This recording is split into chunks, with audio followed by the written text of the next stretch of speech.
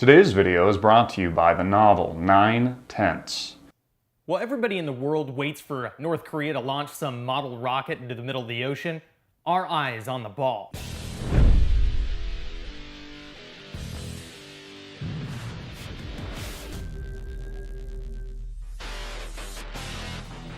I'm your anchor, Topher Morrison. This is your daily blitz of alternative media. You're watching AMTV News. It is Wednesday, April 10th, 2013. It's the iron hand of Obamacare. This is just another example of mission creep in government. You pass Obamacare, you get gun confiscation. InfoWars reports the New York police are confiscating firearms from people taking anti-anxiety medication. While AMTV has lambasted the drug industry for its role in mass shootings, it is another thing entirely not to address the industry at fault and go after those affected or lured in by their aggressive marketing. Similarly, the New York SAFE Act, signed by Governor Cuomo, essentially deputizes medical practitioners and, according to those familiar with the case, violates federal HIPAA privacy rules, which provide national standards to protect individuals' personal health information. I guess this is what they meant by bringing in a new era of transparency. In finance and economic news, is the monetary music about to stop? The S&P 500 and the Dow Jones hit all-time highs again today. Again. But many, including Art Cashin of UBS, are frustrated seeing what everyone else is seeing, or at least those who care or are paying attention. The Dow Jones and the S&P are reflective of the few, the landed, and the well-connected, as I've reported before, and as of many others. Cashin referred to the gains as a consolidation pattern and pointed that other countries and small to medium cap companies are looking for their gravy train. But the Fed looks to be slowing its purchases at the earliest by the end of the year, according to FOMC minutes. We'll see what the party looks like then. Find your chairs, kids. In geopolitical news, who in Europe is next to bite the bullet? What happens when you start to freeze? Your body prioritizes what to save, right? First your hands, and then your feet go numb, your nose and your ears. This continues until your core, where all vital organs are found, has sequestered all of the blood. Where is the core of the European Union? Germany, of course. That is why George Soros has referred to it as the new German Empire. The economic hinterlands are the periphery countries.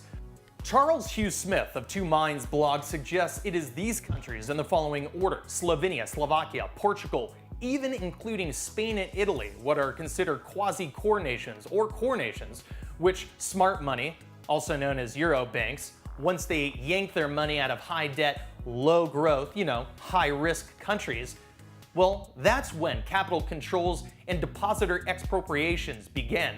These are the countries targeted for the next round of financial repression to keep the blood at the core. In military news, Syrian rebels join al-Qaeda in Iraq. While Obama has labeled the al-Nusra Front in Syria a terrorist group, they are nonetheless an ancillary recipient of the administration's overt support of the rebel alliance. In fact, they've received most of the weapons Obama had shipped from Libya and other areas around the Middle East by the CIA and other central intelligence agencies. They are also the ones doing most of the fighting, reports the New York Times. All ships are pointed north, overthrowing Bashar al-Assad. That story hasn't changed.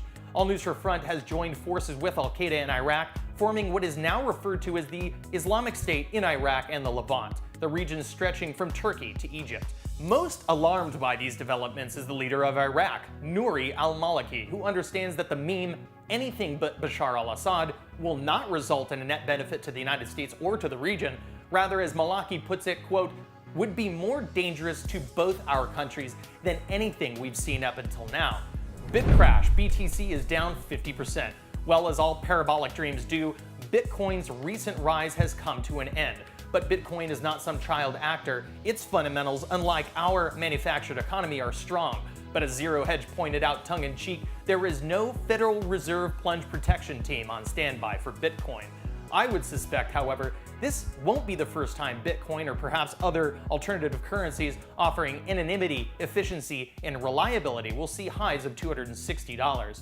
As long as printing presses are around to provide that lulling hum, that cacophonous soundtrack of our economic lives, there will be sound money waiting in the wings to provide a bedrock on which to build a more secure and reliable future. Capturing every corner of the alternative media, you're watching AMTV News Monday through Friday. Follow me on Twitter at AMTV News and like us on Facebook at Greenwave TV. Please share, comment, and like this video everywhere. Find my source material and more videos like these at amtvmedia.com and greenwave.com, both part of the AMTV network. This is AMTV News, the voice of independence.